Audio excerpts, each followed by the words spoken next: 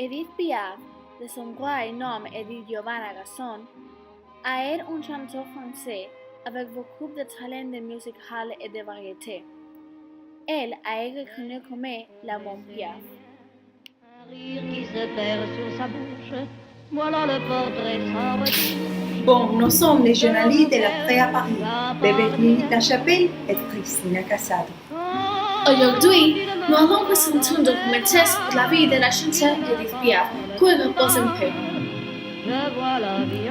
Maintenant, voici la vidéo. De profiter! Elle est née le 19 décembre 1915 à Paris, France. Sa mère, c'est Annette Giovanna Malia, qui est une chanteuse italienne. Le père d'Edith est appelé Louis-Alphonse Gasson. Il a été un acrobate de roue. La vie d'Edith a été dans la roue. Ses parents l'ont abandonnée quand elle a été enfant.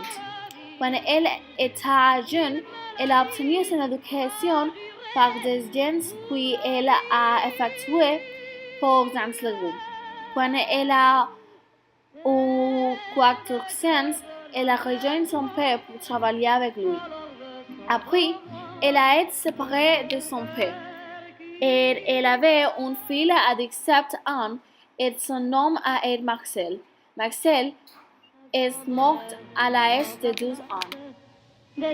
Son passe-temps favori a toujours été chanter. Elle aimait beaucoup aller à des fêtes, rencontrer ses amis et passer de bons temps. Le Play a découvert son talent en chant dans les rues et l'a invité à chanter dans son club Les Requins. Puis il a connu une campagne de publicité de promouvoir sa promis, sortie de Où trouve-tu? Les plateaux étaient tués les principes suivants et Piaf a pris en charge sa propre image. Elle a ensuite créé son nom artistique, Edith Piaf.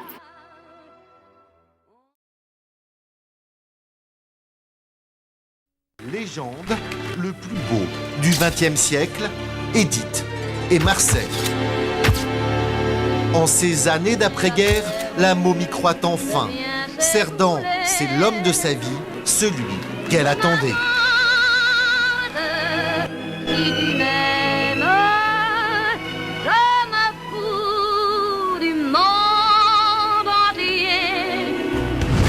Marcel et Edith se rencontrent en 1948. Marcel est déjà une légende.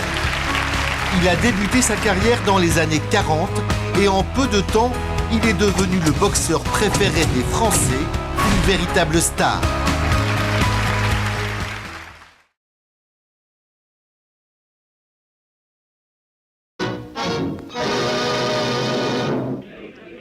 On l'appelle déjà la Môme Piaf lorsqu'elle se trouve mêlée à un dramatique fait divers. Louis Leplay, propriétaire d'un bar à la mode, a été assassiné. Des bandits l'ont tué d'un coup de revolver après avoir ligoté et bâillonné sa femme de ménage.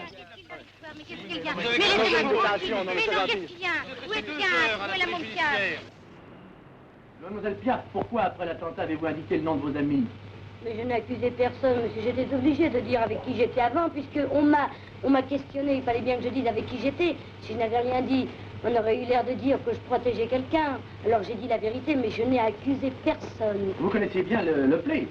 Il n'y a plus d'amis, il n'y a plus personne maintenant. Qu'on me laisse tranquille. Laissez-moi. Piaf était l'une des interprètes les plus populaires en France pendant la Deuxième Guerre mondiale. C'est comme ça pour les militaires allemands, on était controversé, même si elle a poussé à affirmer qu'elle avait travaillé pour la résistance française. Alors que la véracité de ces allégations n'est pas claire, elle a joué un rôle déterminant en aidant un certain nombre d'individus à échapper aux persécutions nazies. Après la guerre, sa renommée s'est étendue rapidement. Elle a fait une tournée en Europe, en Amérique du Sud et aux États-Unis. Piaf a suscité la critique et le succès a finalement obtenu assez d'une audition pour justifier de ses spectacles télévisés sur l'émission The Sullivan Show. Piaf demeura professionnellement active jusqu'aux dernières années de sa vie, effectuant un faculté à Paris entre 1955 et 1962. En avril 1963, elle enregistrait son dernier morceau. Edith Piaf est morte du cancer dans sa ville de Cordac-sur le 10 octobre 1963. Elle avait 47 ans.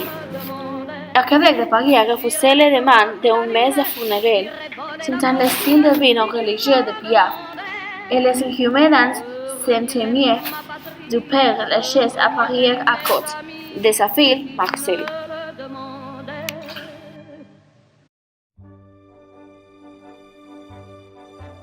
L'arrêt de leur chanson a donné les personnes à avoir une connexion avec elle, car elle avait un grand talent et elle chanta avec les crews.